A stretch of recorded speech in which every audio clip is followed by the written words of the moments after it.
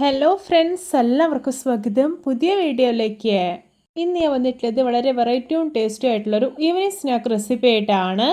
പുറമേയൊക്കെ നല്ല ക്രിസ്പിയും ഉള്ളൊക്കെ വളരെ സോഫ്റ്റും ആയിട്ടുള്ള സ്വീറ്റ് പൂരിയാണ് കേട്ടോ ഇന്നിവിടെ ഉണ്ടാക്കാൻ പോകുന്നത്. എന്നും പറയുന്ന പോലെ വീഡിയോ കണ്ടിട്ട് ഇഷ്ടപ്പെടുവാണെങ്കിൽ ലൈക്ക് ചെയ്യുക, ഷെയർ ചെയ്യുക, കമൻറ്റ് ചെയ്യുക, ചാനൽ സബ്സ്ക്രൈബ് ചെയ്യാനും മറക്കരുത്. പിന്നെ ഫേസ്ബുക്കിലൂടെയാണ് വീഡിയോ കാണുന്നതെങ്കിൽ പേജ് ഫോളോ കൂടി ചെയ്യണേ. അപ്പോൾ നമുക്ക് നേരെ വീഡിയോയിലോട്ട് പോവാം. ഞാനിത് അവിടെ ഒരു ഗ്ലാസ്സിൽ 2 ഗ്ലാസ് മൈദ ഒരു ബൗളിലേക്ക് ഇട്ട് കൊടുത്തിട്ടുണ്ട്. ഇനി ഇതിലോട്ട് ആവശ്യത്തിന് ഉപ്പ് ചേർത്ത് കൊടുക്കാം, എന്നിട്ടൊന്ന് മിക്സാക്കി എടുക്കാം. ശേഷം ഇതിലോട്ട് ഇളം ചൂടുള്ള വെള്ളം ഒഴിച്ചു കൊടുക്കാം, എന്നിട്ട് നല്ല സോഫ്റ്റ് ആയിട്ടൊന്ന് കുഴച്ചെടുക്കാം. ഇപ്പോൾ ഇത് മാവ് കണ്ടോ, നല്ല സോഫ്റ്റായി തന്നെ കുഴച്ചെടുത്തിട്ടുണ്ട്. ഇനി ഇതൊരു 1 അവർ റെസ്റ്റ് ചെയ്യാൻ വേണ്ടിയിട്ടൊന്ന് അടച്ചു വയ്ക്കാം. ഞാനിത് അവിടെ ഒരു കുഞ്ഞ് ബൗളിൽ 3 ടേബിൾ സ്പൂൺ നെയ്യ് എടുത്തിട്ടുണ്ട്. ഇനി ഇതിലോട്ടൊരു 1.5 ടീസ്പൂൺ മൈദ ഇട്ട് കൊടുക്കാം, എന്നിട്ട് നന്നായിട്ടൊന്ന് മിക്സാക്കി എടുക്കാം. ഇപ്പോൾ ഇത് മിക്സാക്കി എടുത്തിട്ടുണ്ട്. ഇനി ഇതൊന്ന് മാറ്റി വയ്ക്കാം. 1 അവറിന് ശേഷം മാവ് ഇതാ ഡബിൾ സോഫ്റ്റായി കിട്ടിയിട്ടുണ്ടായിരുന്നു. ഞാനിതൊരു 5 ബോളുകളായിട്ടൊന്ന് ഉരുട്ടിയെടുത്തിട്ടുണ്ട്. ഇനി ഇതൊന്ന് പരത്തിയെടുക്കാം. അതിനായിട്ടൊരു പത്തിരി പരക്കമേ കുറച്ച് മൈദ വിതറി കൊടുക്കാം. ശേഷം ഓരോ ബോളുകളായിട്ടൊന്ന് പരത്തിയെടുക്കാം. ഇപ്പോൾ ഇതാ പരത്തിയെടുത്തിട്ടുണ്ട്. ഇനി നമുക്ക് ഒരു ചപ്പാത്തി എടുക്കാം, എന്നിട്ട് ഇതൊന്ന് പത്തിരി പലകമേലേക്ക് വെച്ച് കൊടുക്കാം. ഇനി ഇതിൻ്റെ മേലേക്ക് നേരത്തെ മിക്സ് ചെയ്ത് മാറ്റി വെച്ചിരിക്കുന്ന നെയ്യും മൈദയും ഉണ്ടല്ലോ, അത് നന്നായിട്ടൊന്ന് അപ്ലൈ ചെയ്ത് കൊടുക്കാം. ശേഷം വീണ്ടും ഇതിൻ്റെ മേലേക്ക് ചപ്പാത്തി വെച്ച് കൊടുക്കാം.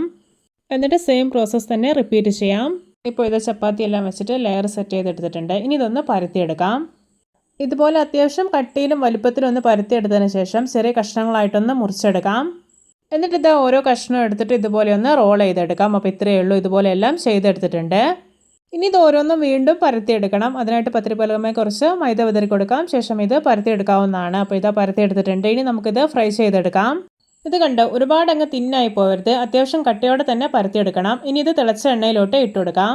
ഇത് എണ്ണയിലിട്ടാൽ പെട്ടെന്ന് തന്നെ ഇതുപോലെ പൊങ്ങി വരാൻ തുടങ്ങും. ഇനി ഇത് തിരിച്ചു മറിച്ചിട്ടിട്ട് ഫ്രൈ ചെയ്തെടുക്കാം. ഇപ്പോൾ ഇത് കണ്ടോ, 2 സൈഡ് നല്ലപോലെ മൊരിഞ്ഞ് നല്ലൊരു ബ്രൗൺ കളറായിട്ടുണ്ട്. അപ്പോൾ ഇത് പാകമായിട്ടുണ്ട്. ഇതിനി എണ്ണയിൽ നിന്ന് കോരി മാറ്റാം. ഇപ്പോൾ ഇത് നമ്മുടെ രുചികരമായിട്ടുള്ള നല്ല ക്രിസ്പി ആയിട്ടുള്ള പൂരി ഇവിടെ റെഡി ആയിട്ടുണ്ട്. ഇനി ഇതുപോലെ മറ്റുള്ളതെല്ലാം ഉണ്ടാക്കിയെടുക്കാം. അപ്പോൾ നമ്മുടെയൊക്കെ വീട്ടിൽ എപ്പോഴും ഉണ്ടാകുന്ന വളരെ കുറഞ്ഞ ഇൻഗ്രീഡിയൻസ് മാത്രം ഉപയോഗിച്ചിട്ട് എളുപ്പത്തിൽ ഉണ്ടാക്കിയെടുക്കാൻ പറ്റുന്ന ഒരു അടിപൊളി പലഹാരമാണിത്. എല്ലാവരും ഇതുപോലെ ഒന്ന് ഉണ്ടാക്കി നോക്കണേ. ഞാനൊരു പാൻ അടുപ്പത്ത് വെച്ചിട്ടുണ്ട്. ഇതിലോട്ട് 1/2 ഗ്ലാസ് പഞ്ചസാര ഇട്ട് കൊടുക്കാം. ഇനി ഇതിലോട്ട് ഒരു 1/4 ഗ്ലാസ് വെള്ളം ഒഴിച്ച് കൊടുക്കാം. പിന്നെ നല്ലൊരു ഫ്ലേവറിന് വേണ്ടിയിട്ട് 1 ടീസ്പൂൺ ഏലക്ക പൊടി കൂടെ ഇട്ട് കൊടുക്കുന്നുണ്ട്. എന്നിട്ടൊന്ന് മിക്സ് ആക്കി എടുക്കാം. പിന്നെ ഇത് നന്നായിട്ടൊന്ന് തിളച്ച് കുറുകി വരട്ടെ. ഇപ്പോൾ ഇത് പാകമായിട്ടുണ്ട്. ഇനി ചൂടാറാൻ വേണ്ടിയിട്ട് മാറ്റി വയ്ക്കാം. ഇപ്പോൾ ഇത് അതിൻ്റെ ചൂടൊക്കെ അത്യാവശ്യം നന്നായി പോയിട്ടുണ്ട്. ഇനി ഉണ്ടാക്കി വെച്ചിരിക്കുന്ന പൂരി ഇതിലേക്ക് ഇട്ട് കൊടുക്കാം. എന്നിട്ട് നല്ലപോലെ ഒന്ന് കോട്ട് ചെയ്തെടുക്കാം. ഇത് നമ്മുടെ രുചികരമായിട്ടുള്ള നല്ല ക്രിസ്പി ആയിട്ടുള്ള സ്വീറ്റ് പൂരി റെഡി. നോക്കി കാണുമ്പോൾ തന്നെ കൊതി വരുന്നില്ലേ?